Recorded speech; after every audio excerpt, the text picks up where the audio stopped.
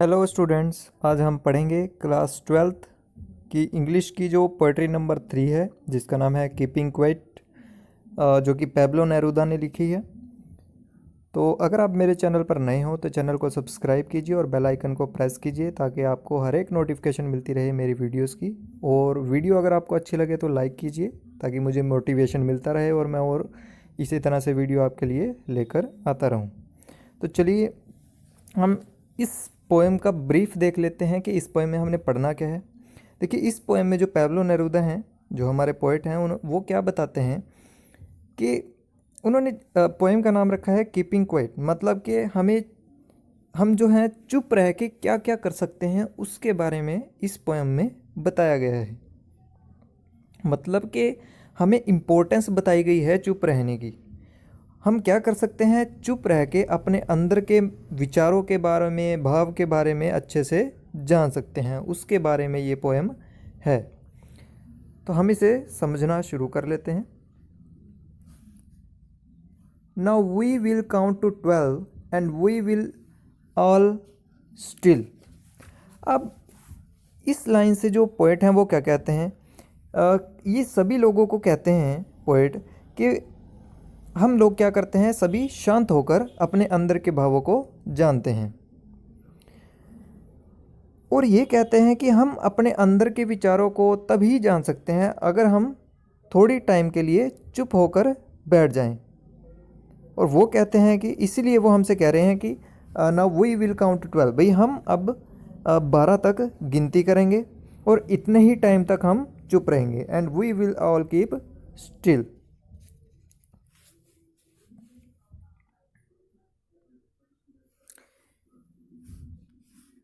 For once on the face of the earth, let's not speak in any language।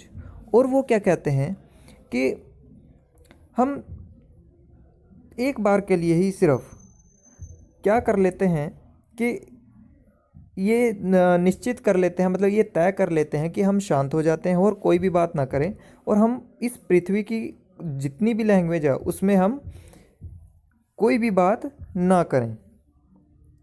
Let's stop for 1 second and not move our arm so much. और वो क्या कहते हैं कि सिर्फ हम अगर ये 1 सेकेंड के लिए भी कर लें, और इस 1 सेकेंड के लिए हम क्या करें, अपने जो शारीरिक गतिविधि है यानी कि जो बॉडी की प्रोसेसेस हैं उनको भी ना करें, तो हमें ये जो मूवमेंट है वो कैसी लगेगी, बहुत ही अच्छी लगेगी। It would be an exotic movement without rush, without engines. We would all be together in a sudden strangeness. अब वो कहते हैं कि अगर हम ऐसा कर लें कि 1 सेकंड के लिए भी कोई गतिविधि ना करें, तो ये जो पल है यानी ये जो मूवमेंट है वो हमें कैसी लगेगी, अच्छी लगेगी बहुत ज़्यादा। और वहाँ क्या होगी, कोई भी भीड़ नहीं होगी, कोई भी मशीनों का शोर नहीं होगा, और वो अपने सबको वो सब लोग इस खामोशी में अपने आप को कैसा महसूस करेंगे, इकट्ठा महसूस करेंगे। और ये जो इकट्ठापन है यानी कि जब वो इकट्ठे हो जाएंगे तो वो उनको क्या करेगा, एक बहुत ही अच्छा सा एक्सपीरियंस जो है वो महसूस करवाएगा। मतलब कि वो एक अच्छा सा एक्सपीरियंस जो है वहाँ फील करेंगे। Fisherman in the cold sea would not harm whales. अब इस पैराग्राफ में क्या कहने की बात कही जा रही है, मतलब कि इस पैराग्राफ से एक जो हमारे पोइट हैं वो क्या एक ऐसी कल्पना कर रहे हैं कि मतलब कि एक ऐसी इमेजिन कर रहे हैं कि जिससे क्या हो जाएगा, थोड़े टाइम के लिए सब लोगों में क्या आ जाएगा, चेंज आ जाएगा। कैसे चेंज आ जाएगा, वो जब अपने अंदर के भावों को और विचारों को जान लेंगे।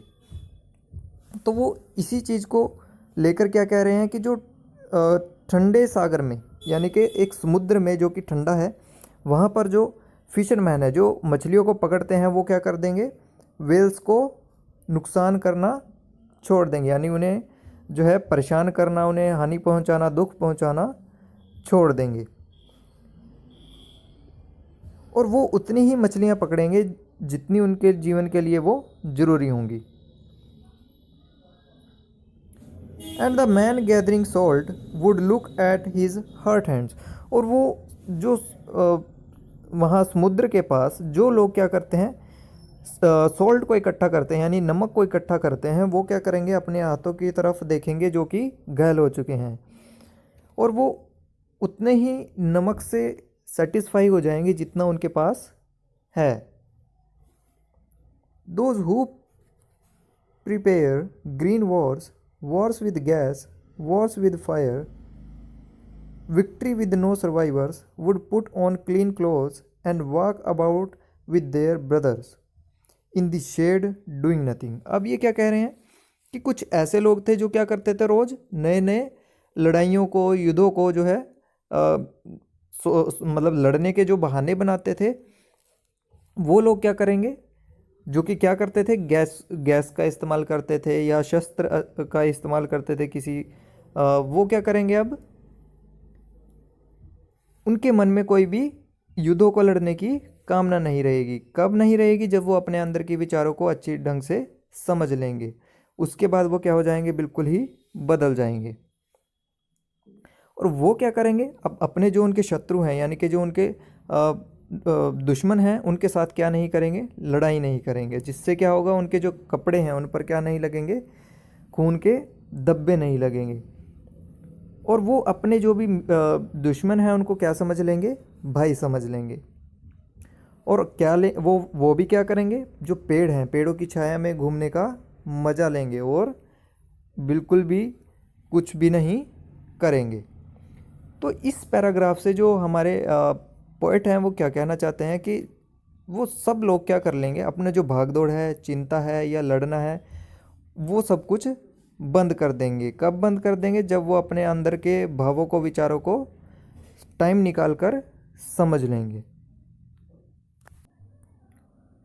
What I want should not be confused with total inactivity. अब इस पैराग्राफ से जो हमारे पोएट हैं वो क्या कह रहे हैं कि हमें जो है ना अपने अंदर झांकना सीखना चाहिए। और वो कहते हैं कि मेरा ऐसा कहने का मतलब नहीं है कि मेरे कहने से आप कंफ्यूज मत होइए, कि मैं ऐसा नहीं कह रहा हूँ कि हमें अपनी सारी जो लाइफ की प्रोसेसेस चल रही हैं उन सबको बंद कर देना चाहिए, मैं ऐसा नहीं कहता हूँ। और वो कहते हैं कि भी अगर हम इंट्रोस्पेक्शन करते हैं, मतलब कि अपने अंदर झांक कर देखते हैं, तो उसका मतलब ये नहीं है कि आपको सारी लाइफ ही बंद कर, मतलब अपनी लाइफ जो है वो बंद ही कर लेनी है, मतलब कुछ करो ही ना, बैठ जाओ, ऐसा मैं नहीं कह रहा हूँ। इससे तो क्या होगा, हमारी लाइफ जो है वो ख़त्म हो जाएगी। Life is what it is about, I want no truck with death. If we were not so single minded about keeping our life moving and for once could do nothing, perhaps a huge silence might interrupt this sadness of never understanding ourselves and of threatening ourselves with death। अब इस पूरे paragraph से जो poet है वो क्या कह रहे हैं कि मैं ऐसा कहता हूँ कि जो लाइफ है ना हमारी, मतलब मेरा जो कहने का मतलब है वो क्या है, उसका रिलेशन सिर्फ लाइफ से है, ना कि डेथ से है। मतलब कि हमारी जो लाइफ है वो क्या है, लाइफ ही है, मतलब उसका मतलब डेथ नहीं है। इन दो लाइन से आपको ये पता लगेगा। फिर वो कहते हैं कि हमें जो अपनी प्रोसेस अभी जैसी हमारी प्रोसेस अभी तक चल रही हैं वो चलती रहनी चाहिए। और कैसे चलनी चाहिए, सिंगल माइंडेड होकर। सिंगल माइंडेड मतलब कि एक ही तरफ ध्यान लगाकर, ऐसा नहीं है कि 3-4 तरफ ध्यान लगा के हम चल रहे हैं। और वो कहते हैं कि अगर हम ऐसा नहीं करेंगे ना तो हम किस में फंस जाएंगे, एक गहरी सोच में। और वो कहते हैं कि अगर ऐसा हुआ कि हम गहरी सोच में पड़ गए और अपनी लाइफ को नहीं समझ पाए, यानी अपने आप को ही नहीं समझ पाए, तो हम क्या कर लेंगे, अपनी लाइफ को कहाँ लेकर चले जाएंगे, डेथ की तरफ। ये इस पैराग्राफ से वो बता रहे हैं। Perhaps the earth can teach अस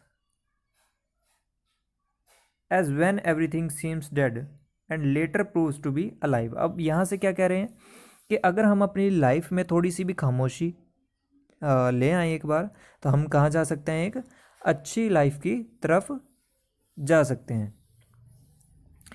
और वो कहते हैं कि जैसे हमें लाइफ मतलब अर्थ सिखाती है कुछ life,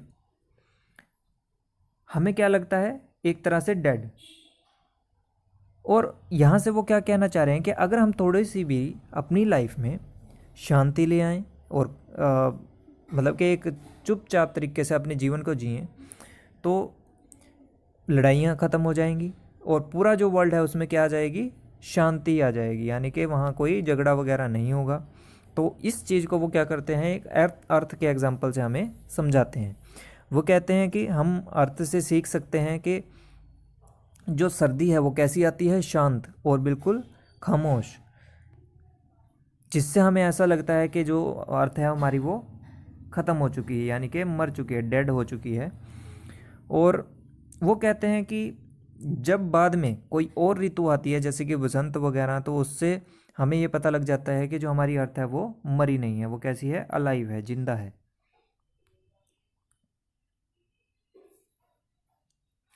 now I will count up to 12 and you keep quiet and I will go. अब वो क्या कहते हैं कि मैं ऐसा करते हुए ये जो है आप लोगों पर छोड़ देता हूँ कि अगर मैं 12 तक गिनूंगा और आप सब चुप रहोगे और मैं चला जाऊंगा, यानी कि आप अपने अंदर झांक कर देखोगे। तो यहाँ पर ये जो हमारी पोएम है वो ख़त्म हो जाती है। तो इस वीडियो में इतना ही। Thanks for watching my video.